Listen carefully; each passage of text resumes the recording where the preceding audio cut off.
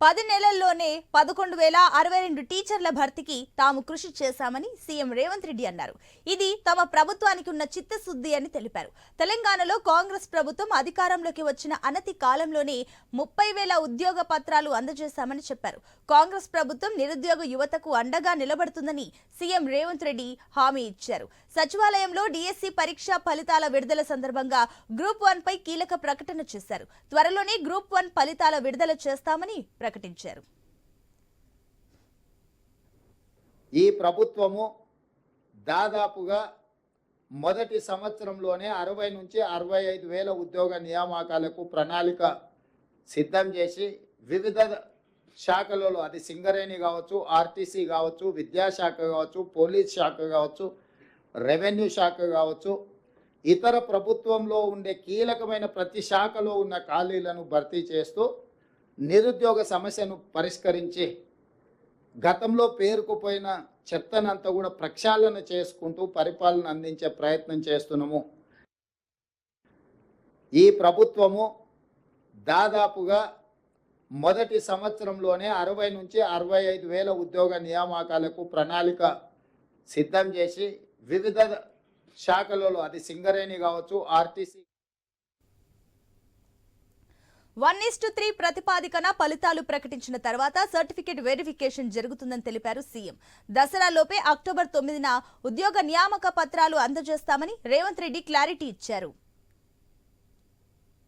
ప్రక్షాళన చేసుకుంటూ పరిపాలన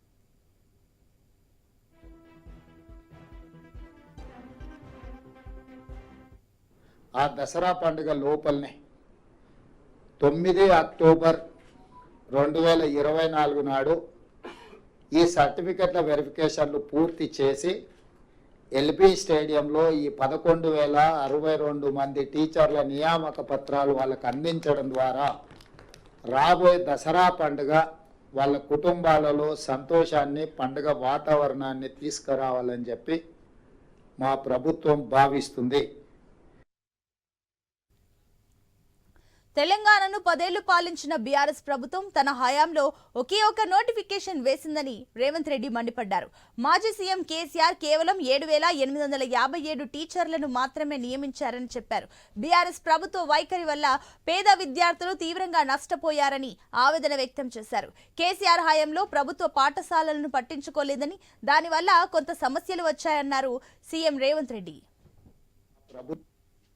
శ్రీ కల్వకుంట్ల చంద్రశేఖరరావు గారు మాజీ ముఖ్యమంత్రి గారు 10 సంవత్సరాలు ముఖ్యమంత్రిగా బాధ్యతలు చేపట్టి నిర్వహించి వారిచ్చిన DSC notification Telangana public service commission ద్వారా ఒకే ఒక్కసారి అందులో వారు నియమించింది 7,857 మంది టీచర్లను మాత్రమే.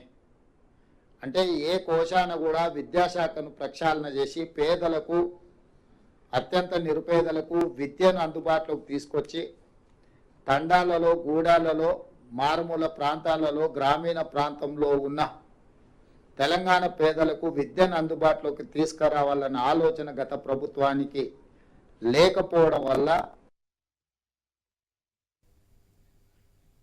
విద్య మీద పెట్టేది ఖర్చు కాదన్న రేవంత్ రెడ్డి కాంగ్రెస్ ప్రభుత్వం నిరుద్యోగ యువతకు అండగా నిలబడుతుందని హామీ ఇచ్చారు. గురుకులాల గురించి కేసీఆర్ చెప్పారని, కానీ మౌలిక సదుపాయాలు ఎందుకు కల్పించలేదని ప్రశ్నించారు. 36,000 మంది టీచర్లు బదిలీలను ఎలాంటి విమర్శలు లేకుండా తాము పూర్తి చేశామని తెలిపారు.